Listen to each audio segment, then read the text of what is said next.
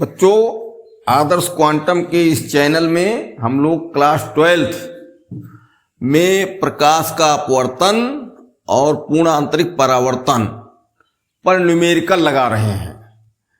अब इसमें हमारा न्यूमेरिकल नंबर 4, देखिए क्या इसमें कहता है। 4 में ये कह रहा है कि जल का अपवर्तनांक 4/3 है। तो जल का अपवर्तनांक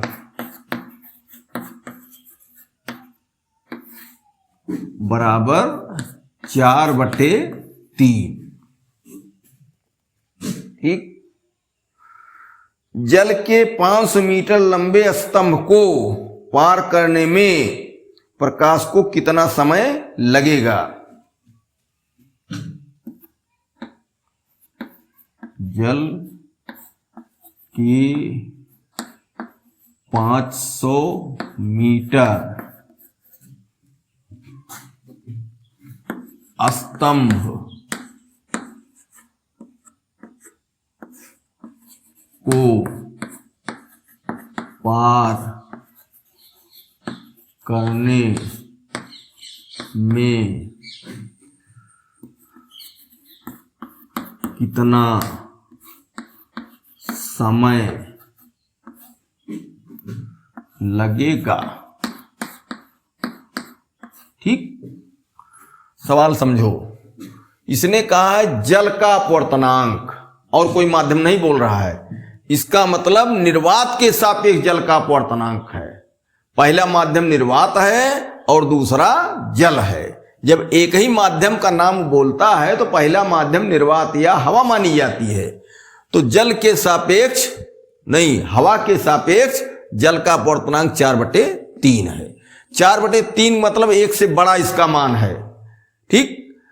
जल के 500 मीटर स्तंभ को, जल का 500 मीटर लंबा माध्यम है, जल का माध्यम है, जल भरा हुआ है, उसकी लंबाई 500 मीटर है, को पार करने में कितना समय लगेगा? 500 मीटर जल के अंदर दूरी चलना है, कितना समय लगेगा?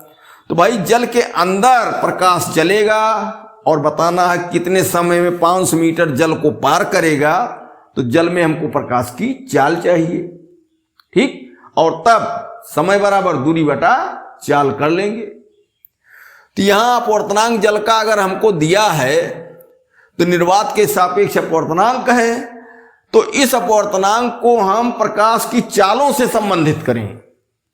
जैसे होता है निर्वात में चाल बटे जल में चाल। चूंकि अपवर्तनांक 1 से बड़ा है इसलिए बड़ी चाल ऊपर, छोटी चाल नीचे रखेंगे, तभी 1 से बड़ा उसका मान आएगा। तो पहले यहां सूत्र लिख दें। तो इसको लिख सकते हैं AN/W। ठीक। AN/W। हवा से जल में प्रकाश किरण जा रही है तो हवा में चाल बड़ी होती है और जल में चाल छोटी होती है। अपवर्तनांक यहां 1 से बड़ा आया है, इसका मतलब बड़ी चाल ऊपर रखें, छोटी चाल नीचे। तो क्या हुआ? निर्वात या हवा में चाल बटे जल में चाल, जल में चाल। ठीक। अब मान रख दो 4/3 बराबर निर्वात में चाल या हवा में 3 × 10⁸ कर दो। तिर्यक गुणा कर दो। 4b बराबर 3 त्रिका 9 × 10⁸।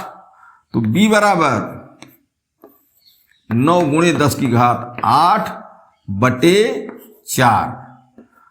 अब इसमें भाग दे दो 9 में। तो 4 दूनाई 8, 0.1 बचा, 10, 4 दूनाई 8, फिर 2 बचा, 4 पंचे 20 × 10⁸ 8 मीटर प्रति सेकंड। ठीक भाई, चालों वाले में बार बार हम बता रहे हैं कि अपवर्तनांक देखो, अपवर्तनांक अगर 1 से बड़ा है तो बड़ी चाल ऊपर रखो, छोटी चाल नीचे। अगर अपवर्तनांक कभी मान लीजिए कि 1 से छोटा आ जाए तो छोटी चाल ऊपर, बड़ी चाल नीचे। और निर्वात हवा में चाल सबसे ज्यादा होती है, अन्य माध्यम में चाल छोटी होती है, पहचान भी लेंगे। तो ये क्या आ गई चाल, किसमें, जल में चाल आ गई। अब बता रहा है कि 500 मीटर जल का स्तंभ है या 500 मीटर जल में चलना है, कितना समय लगेगा। तो ये दूरी हो जाएगी 500 मीटर और चाल हमारे पास हो गई। तो समय बराबर दूरी बटा चाल। दूरी क्या है 500 बटे चाल क्या निकली 2.25 गुणे 10 की घात 8। अब 10 की घात 8 अगर ऊपर ले जाओ हल करने के लिए तो ये माइनस हो जाएगी। तो पहले एक एक कदम बढ़ाओ, 500 गुणे 10 की घात -8 बटे 2.25। ठीक, अब यहां दशमलव के बाद 2 अंक हैं तो इसको लिख सकते हो क्या, और चाहे 2 जीरो ऊपर बढ़ा दो, यहां दशमलव खत्म हो जाए। चलो 2 जीरो भी बढ़ा दो, तो 500 और डबल जीरो और बटे 225 गुणे 10 की घात -8। अब इसका सरलीकरण करेंगे, 25 नवैया 225, 25 से भाग दो तो 225 में तो 9 बार जाएगा, और यहां भी भाग दे दो, 25 दूना 50। चलो क्लियर करके लिख देते हैं। तो ये हुआ 25 दूना 50। तो ये हो गया, अब 3 जीरो बचा है भाई। ठीक, 2 4 जीरो था, एक जो है 50 में खत्म हो गया, तो 3 जीरो बचा, गुणे 10 की घात -8 बटे क्या हुआ t बराबर 9। ठीक, अब 9 से भाग दे दो, 9 दूनी 18 2, तो 9 दूनी 18 फिर 2, 9 दूनी 18। अब दशमलव लगा के 9 दूनी 18, 9 दूनी 18 गुणे 10 की घात -8। 2 अंक दशमलव इधर ले आओ तो धनात्मक घात 2 जुड़ जाएगी, तो 2.22 गुणे 10 की घात -6 सेकेंड। ठीक, ये समय क्या आ गया 2.22 गुणे 10 की घात -6। इसको माइक्रो सेकंड भी कह सकते हो, क्योंकि 10 की घात -6 का संबंध माइक्रो से होता है। तो बराबर हो गया t बराबर 2.22 माइक्रो सेकंड। चाहे MKS में कहो और चाहे माइक्रो में कह दो। ठीक, ये सवाल हो गया। अब सवाल एक चौथा था, चौथा सवाल नंबर 5।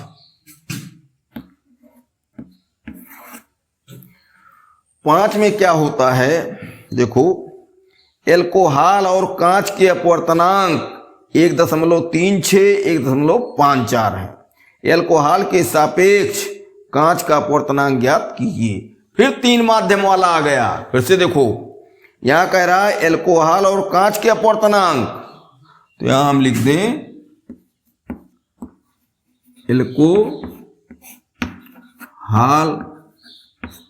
का n बराबर कितना दिया है 1.36। और फिर क्या दिया है, कांच का अपवर्तनांक, कांच का अपवर्तनांक बराबर क्या है 1.54। 1.54। देखो कांच का अपवर्तनांक 1.5 भी होता है, लेकिन यहाँ 1.54 दे रहा है। जो दे रहा है उसी को करेंगे। पूछ क्या रहा है? एल्कोहल के सापेक्ष कांच का अपवर्तनांक पूरा हम लिख रहे हैं। एल्कोहल के सापेक्ष कांच का यन। अब 3 माध्यम वाला फिर मामला आ गया अपवर्तनांक का। तो माध्यम गिनो क्या क्या हुए? एल्कोहल, कांच, और ये एल्कोहल का अपवर्तनांक है। इसका मतलब निर्वात के सापेक्ष का एल्कोहल का अपवर्तनांक है। केवल कांच का अपवर्तनांक लिखा है, इसलिए यह निर्वात के सापेक्ष कांच का अपवर्तनांक है।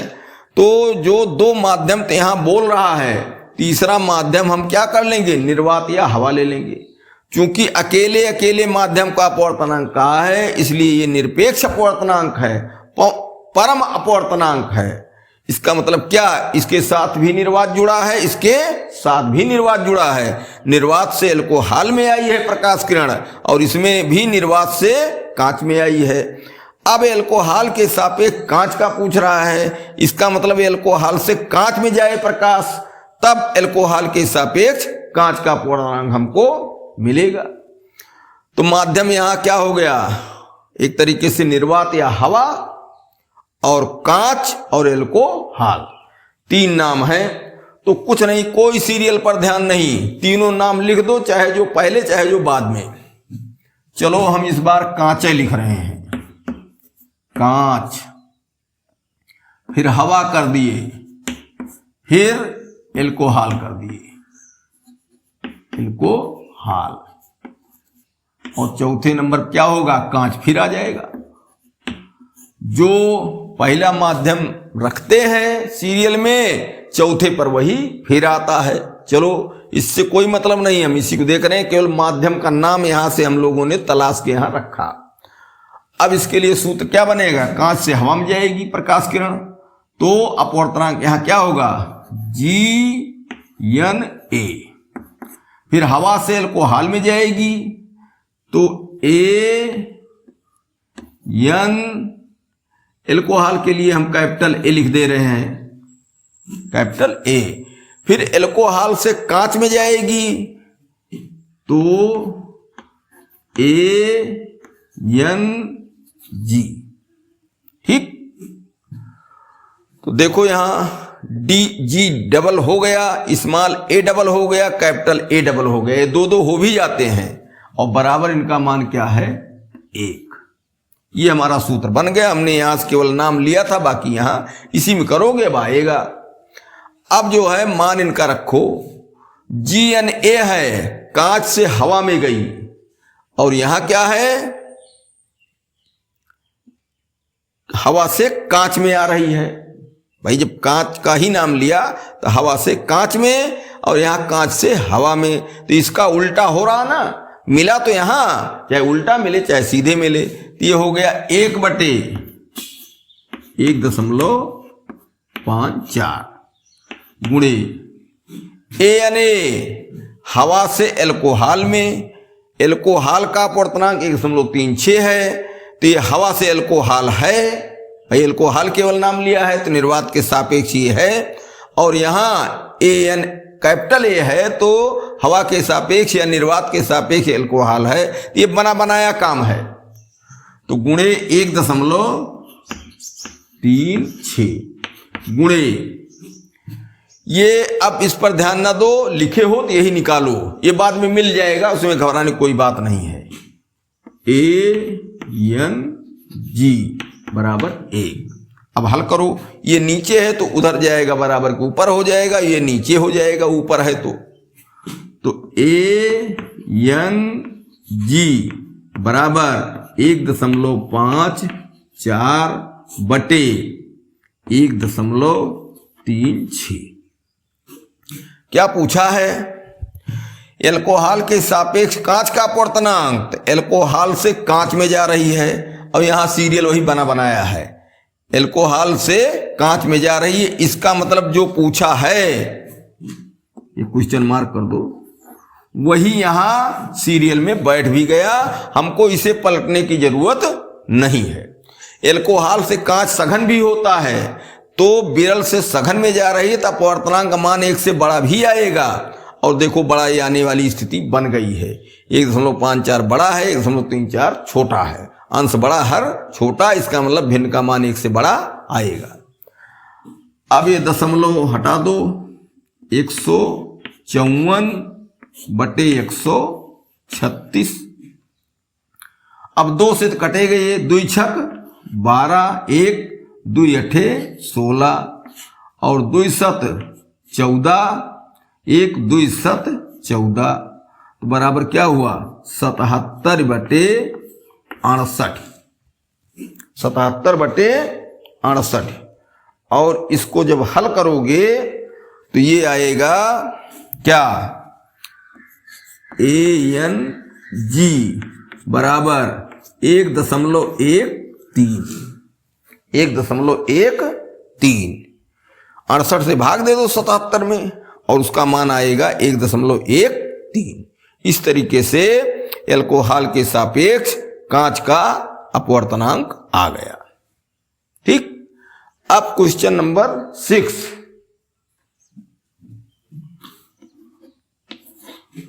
6 में क्या कहता है?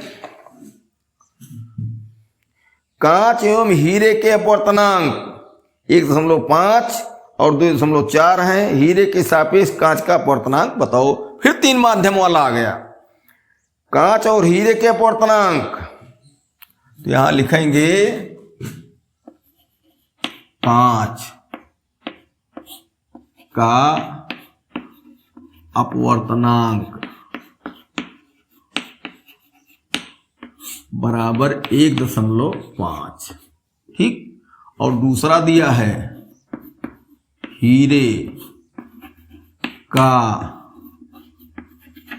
अपवर्तनांक बराबर 2.4। और पूछा क्या है? हीरे के सापेक्ष कांच का, हीरे के सापेक्ष कांच का यन अपवर्तनांक, यन हमने लिख दिया 60 में। अब पहली बात यहां ये देखो कि कई माध्यम हो गए, अर्थात 2 से ज्यादा माध्यम हो गए। अपवर्तनांकों का मान दिया है, अपवर्तनांक ही पूछ रहा है। तो जब 2 से ज्यादा माध्यम हो जा रहे हैं, क्यों? कांच का अपवर्तनांक दिया है, कुछ नहीं बोला, तो हवा के सापेक्ष कांच का मानेंगे। हीरे का अपवर्तनांक दिया है, तो यहां भी निर्वात या हवा के सापेक्ष हीरे का मानेंगे। तो 2 का नाम दे दिया, तीसरा यहां निर्वात या वायु है। उनके लिखने के तरीके से हमने खोजा, ये निरपेक्ष अपवर्तनांक दिए गए हैं या परम अपवर्तनांक दिए गए हैं। तो मामला यहां किसमें आया? मामला यहां आया निर्वात या हवा। ठीक। और क्या आया? कांच। और क्या आया? हीरा। 3 माध्यम का नाम उजागर हुआ कि नहीं हुआ? ठीक। तो तीनों वाला वही सूत्र बनाओ। तो हमने क्या लिखा? हवा, कांच, हीरा, यहीं से ले लो, यहीं इस काम चला लो।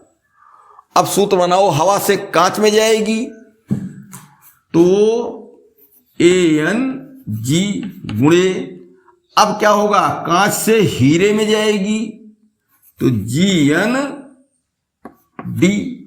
भाई जिसे जा रही है वैसे इसमें लिखते जाओ, अपवर्तनांक उस हिसाब चलेगा।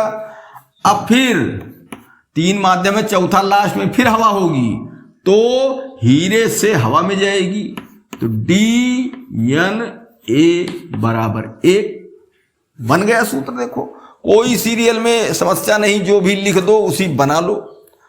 अब मान देखो दिया है ANG, हवा के सापेक्ष कांच का, तो कांच का अपवर्तनांक 1.5 है, तो ये हवा के सापेक्ष कांच का अपवर्तनांक माना जाएगा। ये बना बनाया काम है।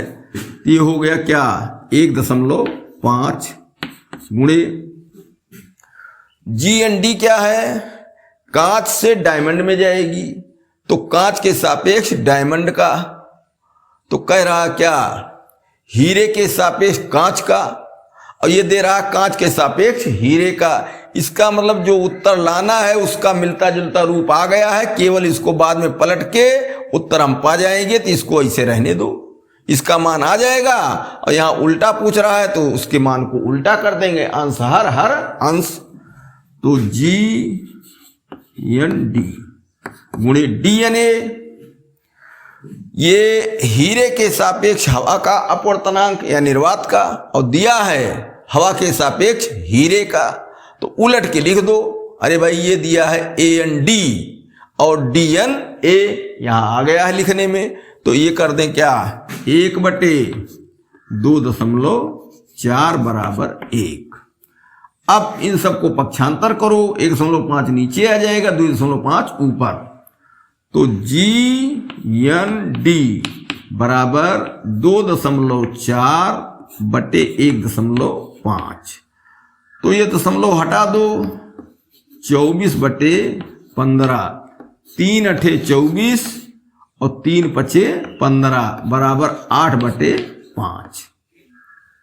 एक बात और, यहां हीरे के सापेक्ष कांच का अपवर्तनांक, हीरे से प्रकाश किरण कांच में जा रही है, हीरा ज्यादा सघन है, कांच कम सघन है। तो जब सघन से विरल में जाती है प्रकाश किरण, तो अपवर्तनांक का मान 1 से छोटा आता है। इसका मतलब उत्तर 1 से छोटा आएगा। यहां देखो GND है और DNG पूछ रहा है। भाई हीरे के सापेक्ष कांच का, तो हीरा पहला माध्यम हुआ और कांच दूसरा हुआ, तो हीरे से प्रकाश किरण कांच में गई, ठीक। तो हीरे के सापेक्ष कांच का अपवर्तनांक ये पूछ रहा है, और मिला क्या कांच के सापेक्ष हीरे का। यहां कांच से हीरे में जा रही है, तो जब उल्टा मिल जाता है तो उसको सीधा कर लेते हैं। इसलिए कैपिटल DNG बराबर 5/8। देखो 1 से छोटा आ भी गया। अब इसका मान दशमलव में निकालोगे तो 0.50, 8 छक 48, ठीक। 2 बचा, 2 के बगल 0, 8 गुनाई 16, 4 बचा, 8 पंचे 40, तो DNG बराबर हुआ 0.625। अब चाहे दशमलव वाला उत्तर दिया हो या ये दिया हो, क्या दिया है वो दशमलव वाला, दोनों मान सकते हो। इस तरीके से ये सवाल अपवर्तनांकों वाला हो गया। अपवर्तनांकों वाले में 2 बार 3 बार अगर वीडियो देखोगे तो ये कॉन्सेप्ट एकदम क्लियर हो जाएगा। देखो इसमें हमने कहीं प्रेशर में नहीं रखा, आप लोगों को एकदम बताए कैसे इसे लिख लो, जो मर्जी हो सीरियल लिख लो, उसी पर सूत्र बना लो जाते जाते, और सबका मान उल्टा सीधा कोई न कोई आता रहेगा। सतर्क रहो कि क्या पूछा है, उल्टा पूछा है, सीधा पूछा, ये देखते रहो और मान रख दो, गणना कर दो, आ जाता है। नहीं तो इसका सूत्र याद करके कोई नहीं लगा पाएगा, लगाएगा तो गलत हो जाएगा।